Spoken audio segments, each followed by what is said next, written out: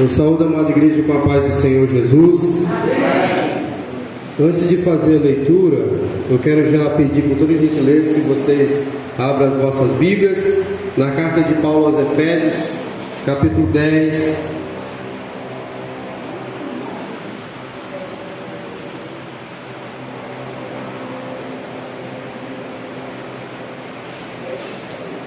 Efésios capítulo 6, do versículo 10 em diante.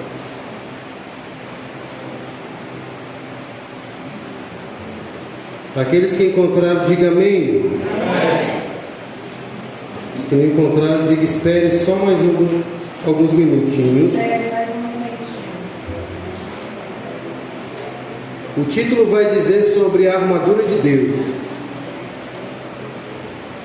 E é sobre essa mensagem que iremos ministrar a palavra do Senhor nessa noite.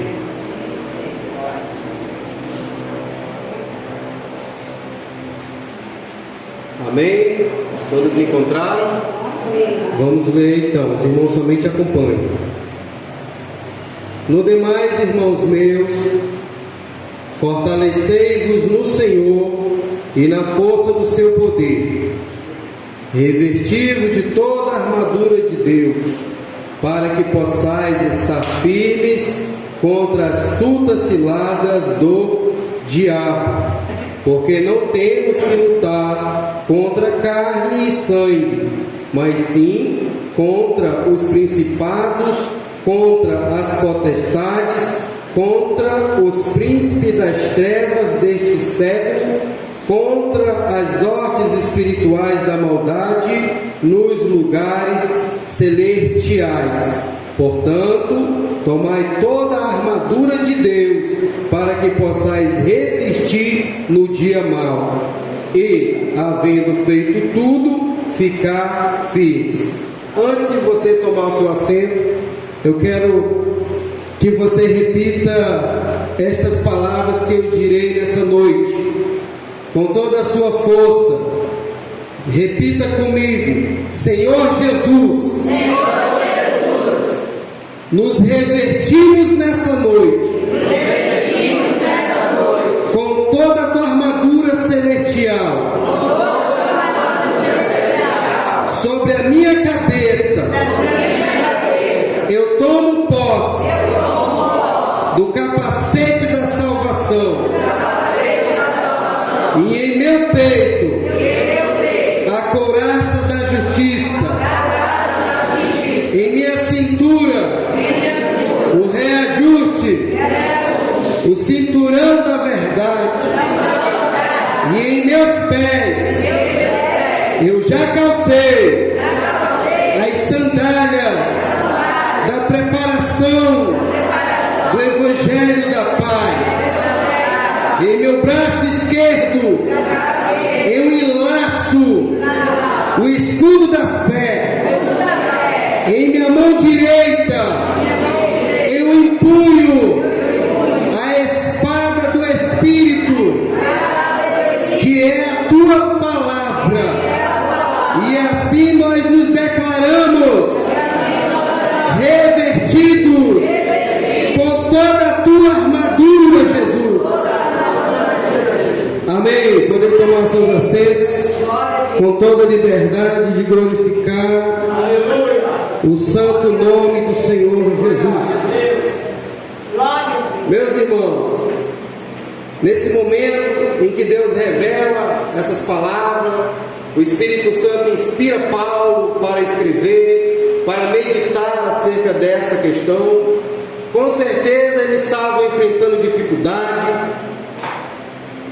A igreja de Éfeso foi uma igreja privilegiada, porque em um momento que Paulo ali estava, Deus deu muitas revelações maravilhosas, como a armadura de Deus, como a questão de nós sermos transformados em corpos incorruptíveis. E Deus usou muito Paulo ali, revelando a sua palavra. E nesse momento Paulo estava meditando nas dificuldades que eles estavam enfrentando, com certeza muita contenda entre irmãos, com certeza, muita luta concernente à carne humana. E Deus revela para ele essa palavra, porque com certeza ele estava pedindo sabedoria de Deus para ensinar os irmãos que estavam, com certeza, se degladiando, achando que a luta era com o próprio irmão. E aí Paulo vem com a inspiração de Deus para ensinar essa igreja que a nossa luta não é contra a carne, não é contra o sangue, é contra os principados, é contra as potestades. E Deus começa então a revelar para ele essa palavra. A luta do crente, o seu inimigo é esta hierarquia, uma hierarquia maligna que opera em conjunto como uma hierarquia de um exército trabalha. E Deus revela para Paulo, revelar para a igreja com quem nós estamos lutando. E Deus então vem e revela para Paulo sobre esta armadura. Paulo observa o soldado romano e Deus revela, inspira ele, que o crente também, como aquele soldado que estava com toda uma armadura para uma batalha, o crente também tem que ter esta armadura. Porém, esta armadura é uma armadura de Deus. A armadura é de Deus. E nós temos que tomar posse dela. Não é Deus que coloca esta armadura em nós. É nós que adquirimos essa armadura de Deus e colocamos em nós. Aleluia.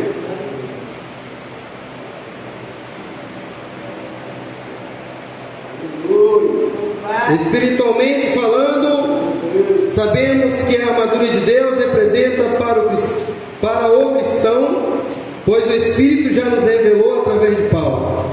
Um fator importantíssimo é entender que esta armadura é de Deus e não humana, e deve ser vestida em seu conjunto, sem deixarmos nenhuma parte de fora, pois a palavra nos exorta, revestido de toda a armadura de Deus.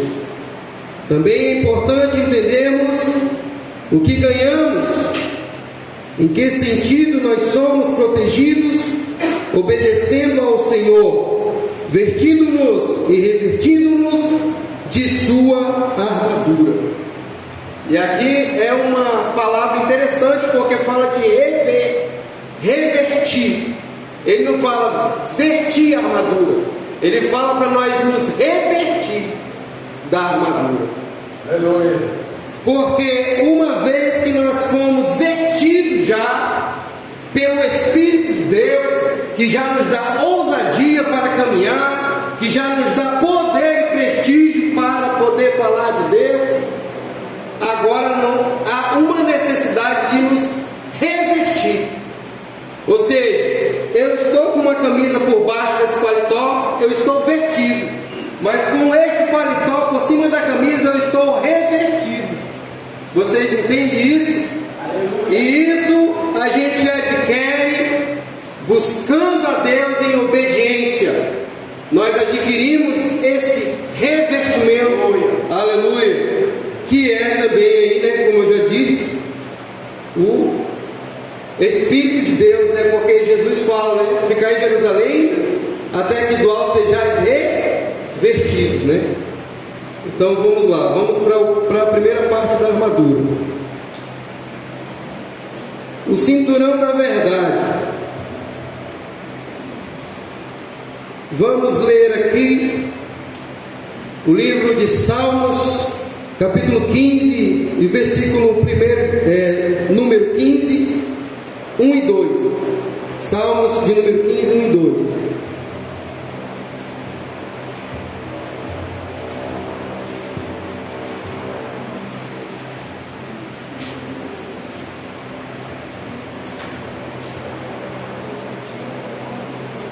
Senhor, quem habitará no teu tabernáculo? Quem morará no teu santo monte?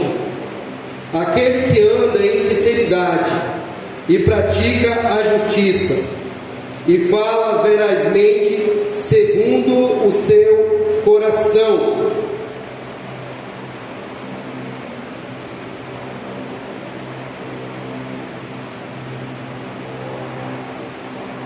Provérbios 12, 17.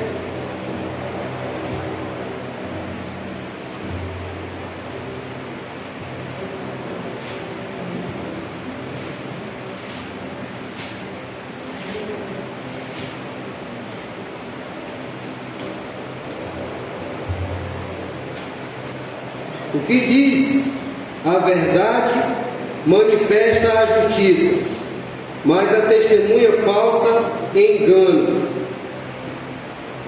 Eu estou ditando esses versículos aqui como referência da palavra de Deus, porque a gente está falando do assunto cinturão da verdade. O cinturão é uma cinta larga, geralmente de couro, em que se penduram armas ou ferramentas. O cinto também é um símbolo de proteção, protege as partes geradoras de vida. Na luta contra as trevas, se não estamos cingidos com a verdade, nos falta uma parte essencial da armadura. E se não estamos falando e vivendo a verdade, ficamos estéreis, infrutíferos para o Senhor. Então observe que a armadura, ela tem que estar em conjunto. Temos que estar com toda a armadura, não pode faltar nenhuma. E estamos começando aqui falando do cinturão. E o cinturão nada mais é do que você viver na verdade. Jesus sempre falava, em verdade vos digo. Jesus disse, eu sou a verdade, o caminho e a vida, e ninguém vai ao Pai senão por mim. Paulo disse na sua carta, dizendo que as velhas coisas se passaram e eis que tudo se fez novo. Aquele que mentia, não minta mais. Aquele que furtava, não furte mais. Porque agora vivemos uma nova vida, ou seja, temos que viver na verdade, com um cinturão sobre a nossa cintura. É interessante que aqui a palavra diz que se nós não estivermos com a verdade, nós estaremos estéreis, não poderemos produzir frutos agradáveis para o Senhor. Então a verdade, ela tem que estar em nós, como cinto, como cinturão. Eu lembro, você lê em casa, quando chegar em casa, a passagem de 2 Reis, quando vai falar ali no livro dos Reis, a parte de um rei chamado Acabe, e quando ele vai para uma guerra, que ele é atingido naquela guerra por uma lança, essa lança atinge diretamente no cinto. A Bíblia diz que a lança atingiu na sua parte abdominal, ou seja, Acabe estava afastado dos caminhos de Deus, tinha se desviado, estava sem a verdade na sua vida e lhe faltava o cinturão na armadura. E é interessante que a lança atingiu exatamente nesta região e a Bíblia registrou exatamente aonde aquela ferramenta do inimigo o acertou.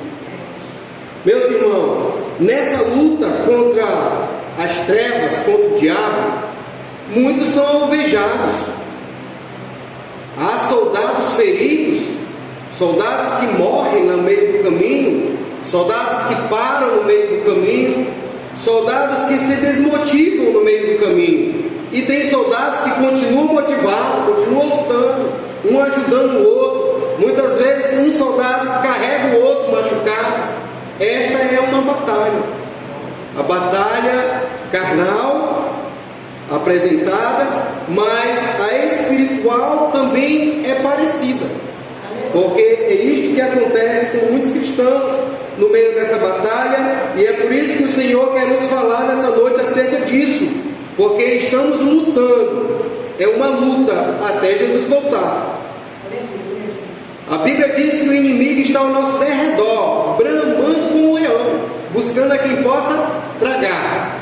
Então existe essa hierarquia do mal que luta para nos destruir. Porém, nós temos aquele que é maior do que o que está no mundo. E esse que é o que está no mundo nos oferece as armas para nos proteger. E esta parte da armadura não pode faltar na nossa vida, que é o cinturão. Pois bem, vamos para a segunda parte, a couraça da justiça. Vamos ler ainda nesse livro, nessa carta de Paulo aos Efésios, capítulo 4, versículo 24.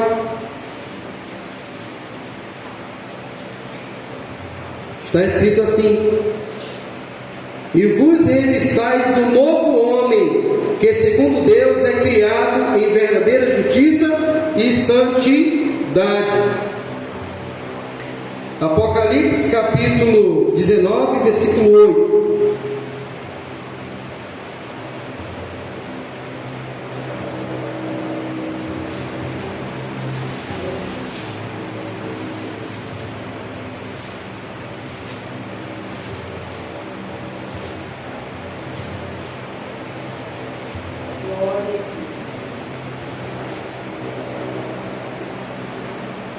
E foi-lhe dado que se vertisse de linho fino, puro e resplandecente, porque o linho fino são a injustiça dos santos.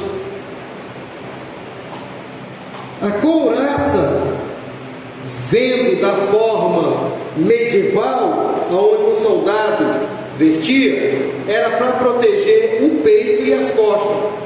Se fosse atacado pela frente, não pegava direto no seu corpo aquela armadura, evitava que lhe ferisse fatalmente.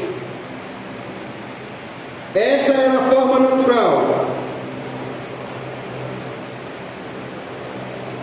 O homem cujas práticas são pautadas na justiça é uma pessoa íntegra em sua conduta. Quando a palavra fala de justiça, fala da justiça de fato, a justiça de Deus, pois a justiça humana não passa de trapo de imundícia. Então, quando Deus está falando aqui da couraça da justiça, é se tornar uma pessoa íntegra em Deus. Os seus atos são atos de justiça. Observe que quando Satanás foi diante de Deus e Deus elogiou a Jó, um homem de Deus que habitava na terra, que era temente a Deus, Deus falou para Satanás: tem visto meu servo Jó, um homem íntegro e temente e se desvia do mal. Jó estava vestido da couraça, com justiça na sua vida. Não a justiça humana, mas a justiça que vem de Deus. E a palavra de Deus diz que a justiça de Deus é a base do seu trono. A base do trono de Deus é a justiça. Aleluia. Louvado seja o santo nome do Senhor. Paulo, escrevendo aos Tessalonicenses, no capítulo 2 de 2 Tessalonicenses, ele vai falar sobre a questão do anticristo.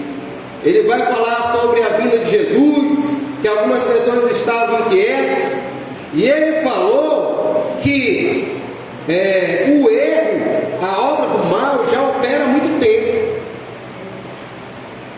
mas havia um que estava detendo, e que o que detende a injustiça, a operação do erro, a injustiça, senão a justiça de Deus. O que luta contra a injustiça, senão a justiça? A justiça se opõe contra a injustiça. É por isso que Deus, Ele garante a salvação para nós através Jesus, como justiça, que tira o condenado da posição de pecador e coloca o condenado como absolvido.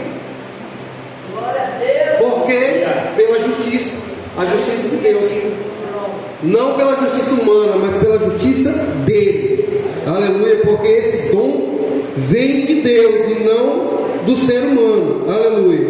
Vamos continuar.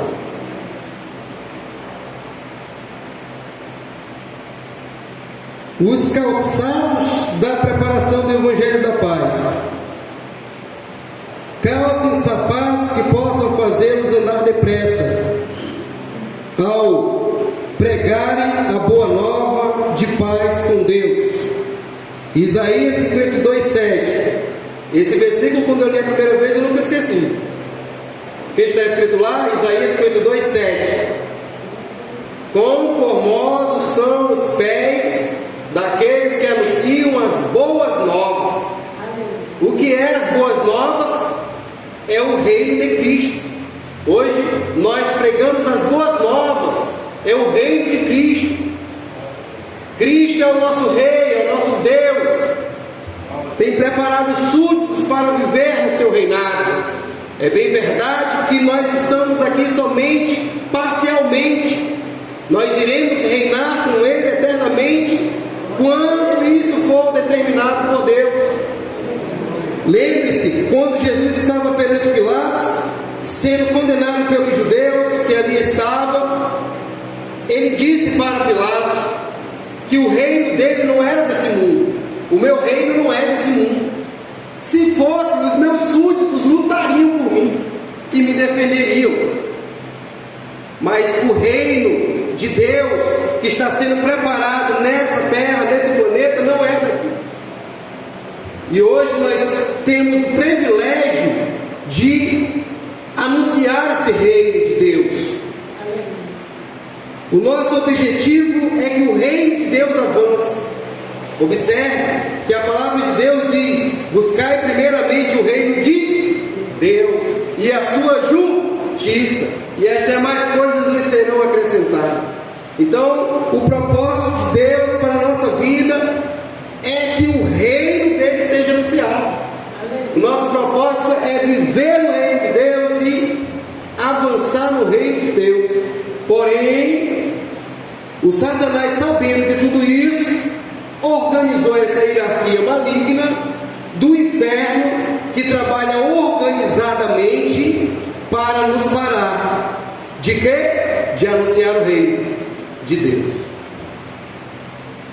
Eu estava conversando com o irmão Raimundo esse dia no trabalho sobre a palavra e estávamos falando acerca de manifestações espirituais na igreja que nós não vemos mais. Por quê? Porque Satanás, ele tem observado isso. E com certeza ele fez uma reunião com seus demônios. E deve ter falado para eles assim: olha, não manifeste mais não. Porque se vocês manifestarem, eles vão expulsar. Eles vão expulsar o nome de Jesus e vocês vão ser expulsos. A estratégia de Satanás agora é que os espíritos fiquem incubados. E se nós não orarmos muito a Deus, pedindo para que Deus revele, ele vai ficar incubado na vida de muita gente. Porque essa hierarquia aqui, ela é inteligente, ela trabalha organizada. E eu tenho certeza, irmão, do que falo aqui para vocês, que ele mudou a estratégia. Observe que dificilmente a gente vê como antes nós vimos. Isso é porque a igreja parou de orar? Isso é porque agora os crentes não são mais crentes? Não, mudaram a estratégia. É mais fácil ele trabalhar na caladinha, incubado dentro das pessoas, porque se manifestar, vai ser expulso, vai sair, porque nós vamos ver. Então é melhor trabalhar na surdina, escondidinho, como ele sempre gostou de fazer, jogando uma contenda aqui, jogando um disse-me-disse ali. Aí entra no coração do crente, o crente já fica magoado com outra pessoa, aí já abriu uma brecha. Aí o diabo, opa, vou observam, está sem armadura, vou entrar por aqui. E eles trabalham dessa forma. Observe que Daniel, quando estava orando, e olha que Daniel era um homem de oração, orava 3 vezes ao dia. O homem cumpria, no tempo da lei, ele cumpria na íntegra ali o que a lei pedia para cumprir. E a oração dele foi impedida. A oração dele foi impedida por um ser maligno que habita nas regiões celestiais. Foi necessário que Deus mandasse um anjo guerreiro da hierarquia alta, chamado Miguel, para lutar contra essa hierarquia maligna, chamada Príncipe da Pérsia, um príncipe da Pérsia. Ou seja, colocou na posição de uma hierarquia demoníaca grande. Porque, observe, que quando Josué estava ali, que viu aquele anjo e o anjo pediu para ele tirar as sandálias, ali vai relatar que o que estava com ele era um dos primeiros príncipes. Então, se ele chamou um dos primeiros príncipes, é porque, isso está registrado ainda na parte de Daniel, essa questão aí, quando um dos primeiros príncipes, que é Miguel, vem lutar. E aí fala essa palavra de primeiros príncipes. Então, se ele está falando de primeiro príncipe e Miguel é uma hierarquia alta, então esse príncipe da Pérsia era um demônio grande que habitava na Pérsia e que estava impedindo a oração. Mas Deus interviu, mandou o anjo de guerra para lutar contra ele, venceu e Daniel recebeu o recado de Deus, a oração foi respondida. E nesse estudo, nesta mensagem, Deus está nos ensinando a forma que temos que lutar e que essa armadura que temos que nos revestir e que significado tem cada parte. Então já falamos do cinto, estamos falando da couraça, estamos falando das sandálias. Aleluia. Vamos lá, vamos continuar.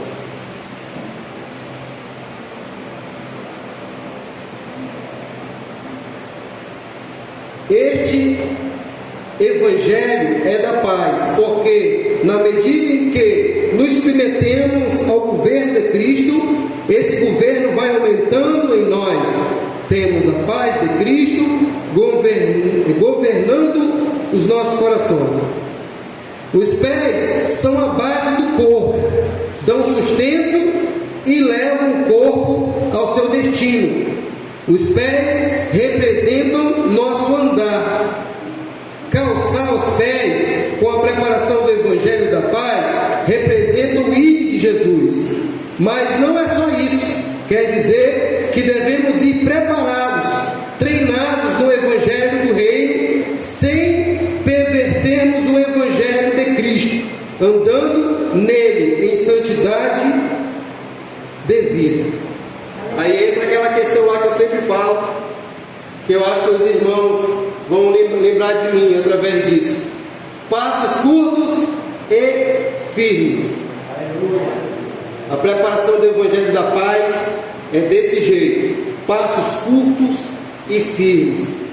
Estamos andando em caminho estreito, então não dá para andar desordenadamente, não dá para andar de qualquer maneira. Temos que andar firme, seguindo os passos de Jesus. Jesus está na nossa frente, Ele é o nosso modelo, Ele é o nosso alvo. Então nós seguimos os seus passos, e os seus passos é curto e firme. Quando Jesus encontra os discípulos que estavam quase naufragando no mar, Jesus estava orando e os discípulos estavam sozinhos no barco. Começaram a se desesperar e de repente Jesus vem andando no meio da tempestade. E Jesus nos ensina ali como andar com a preparação do Evangelho da Paz. Ele, como Deus, nesse momento, Ele quis se manifestar como homem Deus, para que os discípulos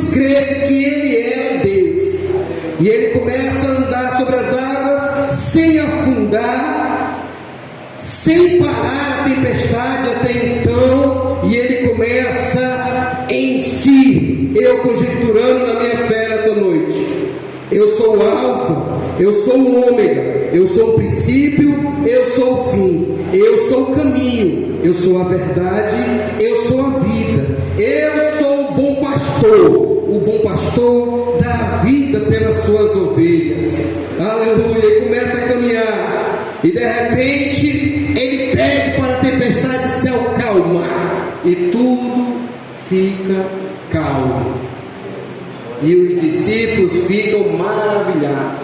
Pedro pede para ir, ele permite que o homem ainda flutue sobre a água. Pedro anda sobre a água, mas aí Pedro esquece de como andar com as sandálias da preparação do Evangelho. Por um momento ele esquece dessa sandália, começa a olhar para a dificuldade, para a luta que estava diante dele, começa a olhar para a água e não acreditar que estava flutuando. Quem sabe muitas dúvidas se gerou no coração dele e ele começou a afundar. E Jesus, com todo amor e carinho, pega na mão dele, adverte ele, dizendo que ele estava com pouca fé, e coloca de pé. E aí, eu vou te ensinar como é que é calçar as sandálias da preparação do Evangelho. Eu vou te levar de volta para o barco.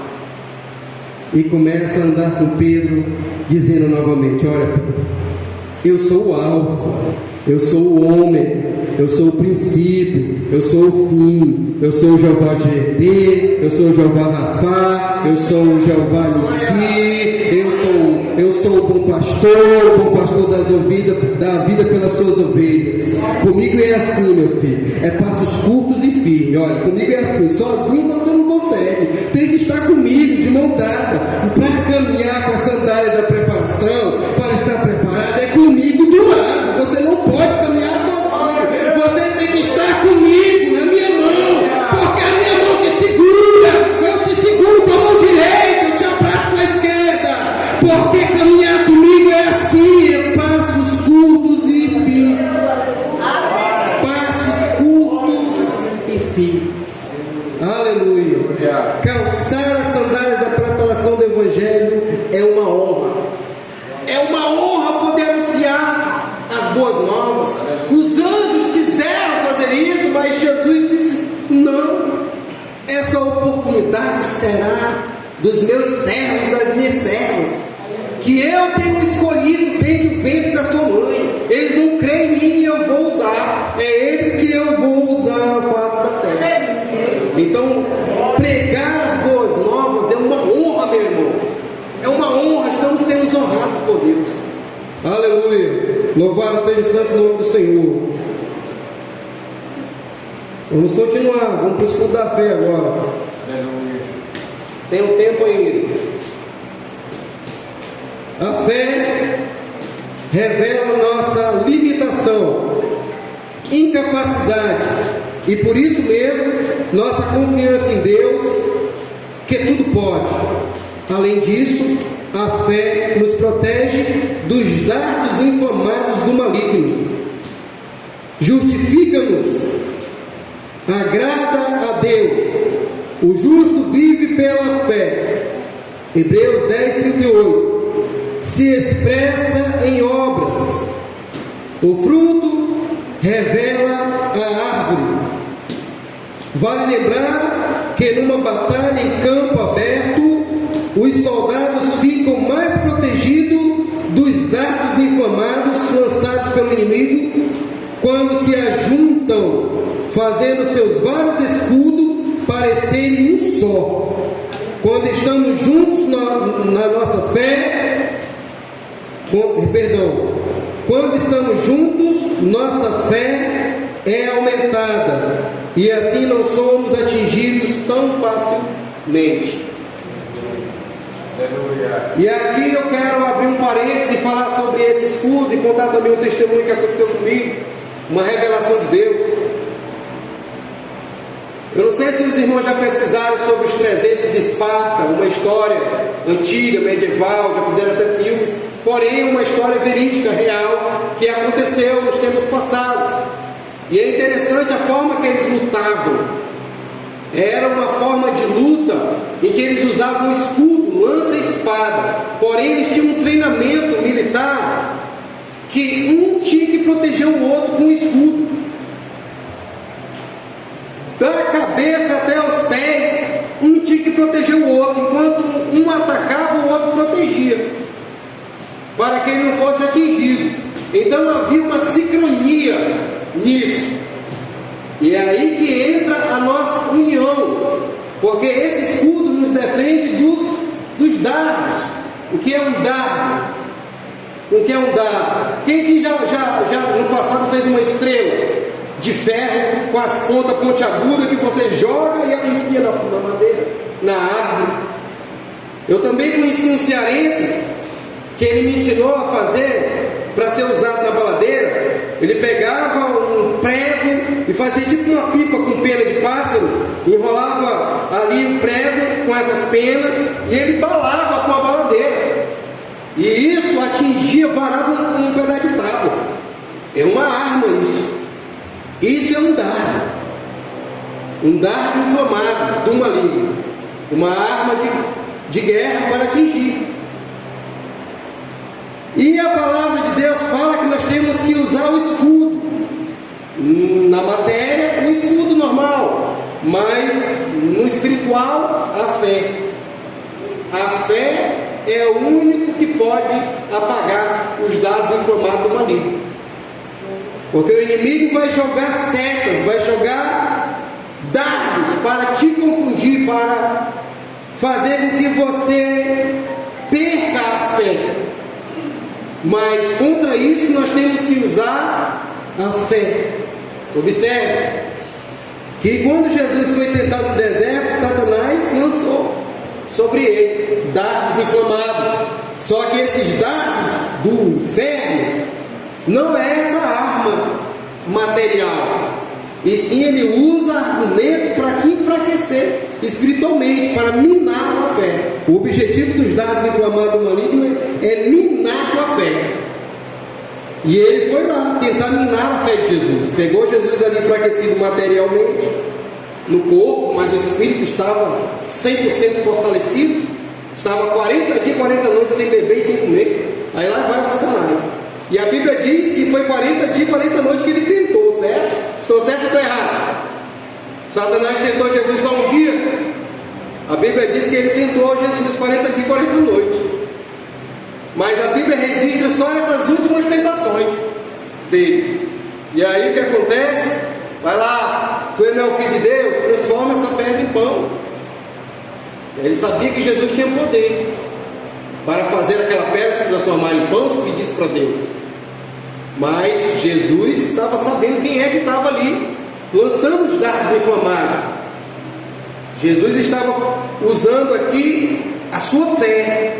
Ele estava usando o seu escudo para se proteger desse ato que iria minar, tentar minar a sua fé. Eu vou acelerar aqui para não ser muito preso nessa parte. Então Jesus vence com o quê? Com a fé.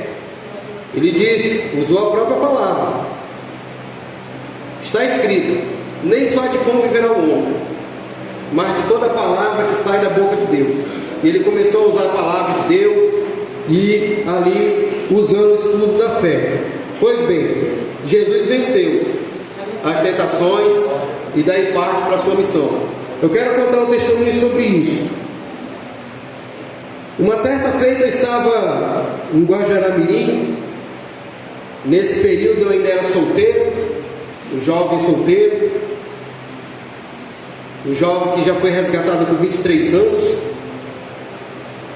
Então quem é resgatado do Egito, parece que as tentações são mais fortalecidas, porque você já provou do pecado. E agora quem provou do pecado, que é puro, que nasceu no Evangelho, a luta dele, ele vai lutar, mas não é como um resgatado. Parece que a luta é dobrada. A renúncia tem que ser dobrada, porque você já provou, sabe o gosto, e agora você tem que esmurrar a sua carne para dizer não. Então a luta é redobrada para aqueles que foram resgatados, e vai ser para sempre. E eu estava ali em Guajará-Mirim, estava meio enfraquecido ali, sentia que não estava legal, e estava tendo um congresso de irmãos do ciclo de oração. do nosso ministério, e foi feito ali naquele ginásio, na avenida principal que tem lá. E ali eu ouvindo a mensagem, participando ali daquele congresso e perguntando para Deus: Senhor, que parte da armadura que está faltando em mim? Porque eu sei que no meio de uma batalha, uma armadura, alguma parte deve ter caído. No meio dessa guerra, eu posso ter perdido alguma parte da armadura. Me mostra qual é que está faltando. E aí Deus me deu uma visão na hora. Deus me deu a visão de um ser celestial, me mostrava o escudo no chão caído fora do meu braço. E esse ser celestial juntava o escudo e colocava no meu braço. E eu entendia que parte estava faltando. Estava faltando o escudo da fé. Por quê? Porque o inimigo estava tentando minar minha fé. Muitas setas, muitos dardos inflamados. Você está no caminho de Deus e muitas das vezes o inimigo fica jogando seta para você voltar.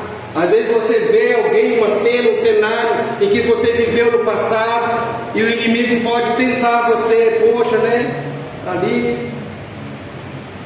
E nós temos que executar a nossa fé.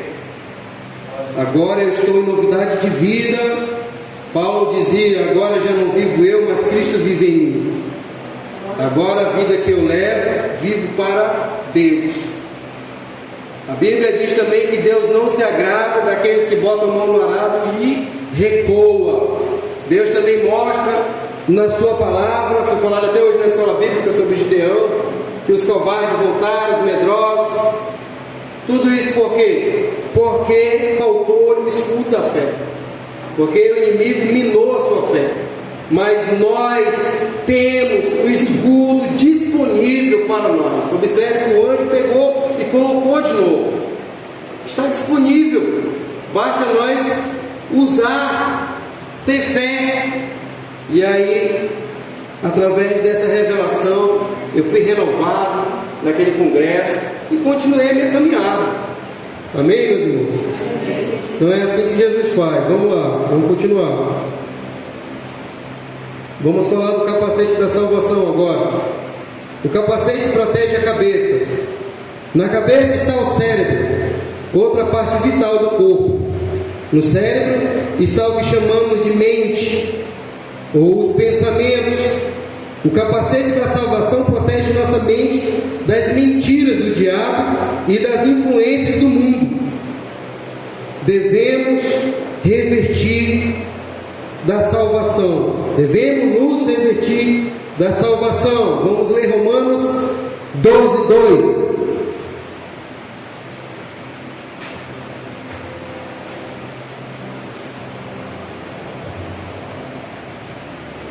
E não vos conformeis com este mundo, mas transformai-vos pela renovação do vosso entendimento, para que experimenteis qual seja a boa, agradável e perfeita vontade de Deus.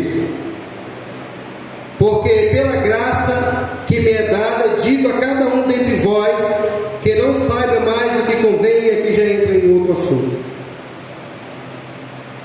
Então, nós temos que nos revertir, né, de um novo entendimento. Aqui está o campo de batalha. Quando a Bíblia fala de coração, ela fala do centro do nosso intelecto, o centro das emoções, onde é armazenado o conhecimento.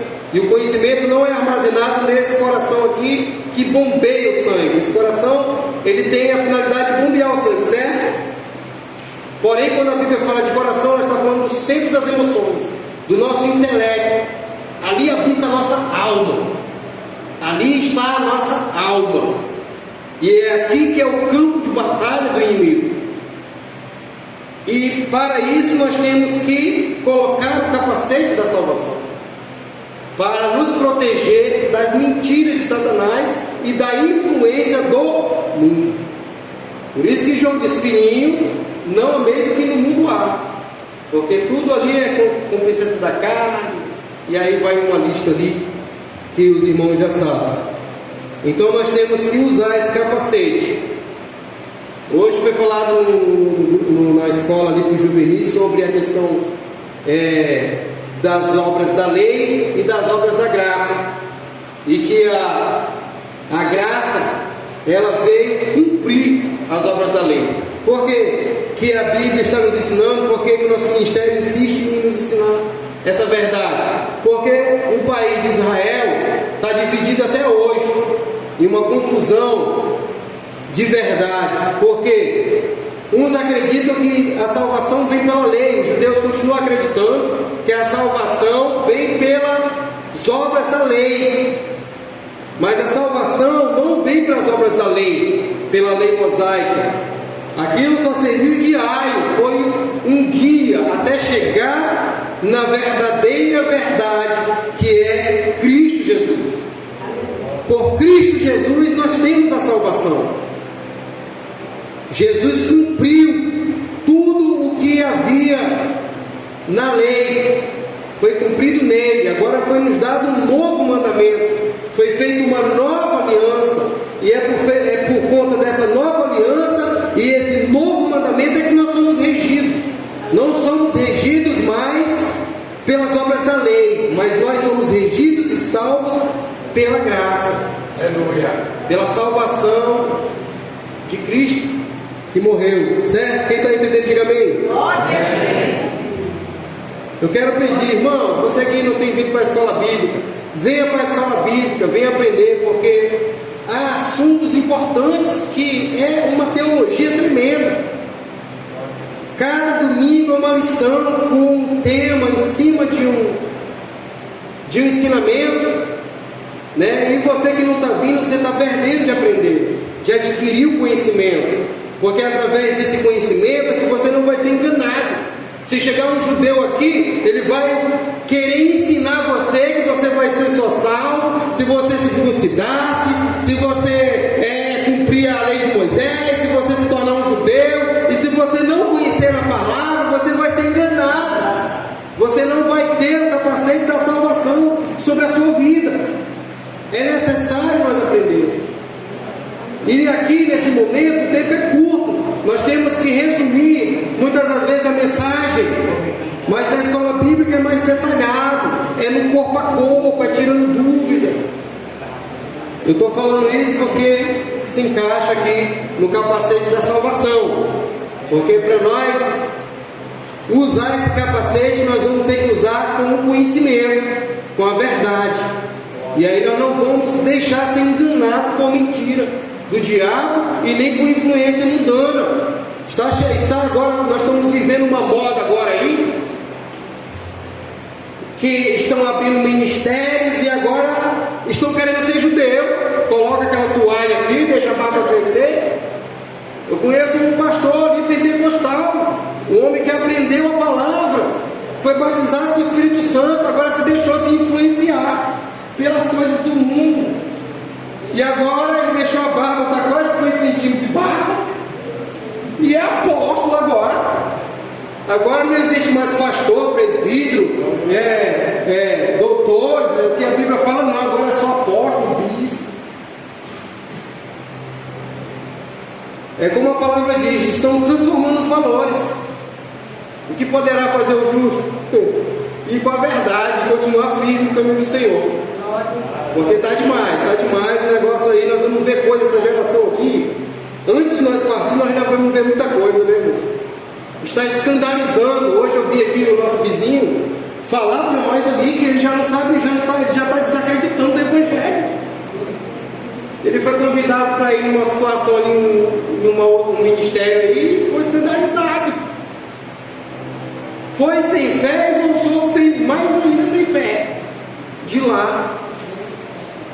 E eu falei para ele, olha, irmãos, eu vou lhe falar, não é puxando o saco do nosso ministério não, mas de todos aí, o nosso ministério até pode ter os seus erros, mas ainda está sendo o melhor para se congregar, é a Assembleia de Deus, porque o negócio por aí está bagunçado, está bagunçado, o inimigo está enganando muitos aí, e muitos estão se deixando ser enganados, né? Então vamos ficar atentos, vamos, né, estudar a palavra, buscar a Deus, para não ser enganado. Amém? Vamos lá para finalizar. E a espada do Espírito, aleluia. Temos 5 minutinhos. Vamos falar agora sobre a espada do Espírito. A espada do Espírito é a palavra de Deus. A Bíblia é muito importante nesta guerra, pois traz cura para as feridas causadas pelo inimigo e também porque corremos risco de morte quando não a conhecemos ou rejeitamos. A pregação da palavra também gera fé nos nossos corações. Romanos 10:17. É fiel e digna de toda aceitação. Deve abundar em nós, ser manejada, pregada a tempo e fora de tempo. Hebreus 4:12. Porque a palavra de Deus é viva e eficaz e mais cortante do que uma espada de 2 gumes. Ela penetra na divisão da alma e do espírito, entre juntas e medulas, e ela é apta para discernir pensamentos e intenções do coração. Salmo de número 105. Porque a palavra de Deus é lâmpada para os nossos pés e luz para os nossos caminhos. A espada de 2 gumes, né? Eu estou aqui tanto ensinando como estou aprendendo. E quando a palavra muitas vezes nos exorta, ela exorta vocês e exorta também a mim. É uma espada de 2 gumes. Aleluia. E sem essa espada nós não vamos ter como contra-atacar. O inimigo nos ataca e nós nos defendemos e o contra-atacamos. O que Jesus fez? O inimigo atacou e ele contra-atacou. Além de se defender, ele contra-atacou com a palavra. Está escrito: a seus anjos dará ordem a teu respeito, para que não tropece com o pé em pedra. Mas também está escrito: não tentarás o Senhor teu Deus. Olha aí, Jesus estava pronto lá para lutar. Então nós temos que estar aptos para lutar contra essa hierarquia maligna. Amém? Coloque sobre os seus pés. Aleluia. Vamos fazer uma oração para encerrar. Tem uns avisos aqui. É amanhã já, é? Eu tenho uma olhada no grupo aqui, né? Quem foi que mandou isso? É a terceira, terça já é? A terceira segunda-feira, amanhã? Meus irmãos, então, aqui está um aviso, né? Toda terceira segunda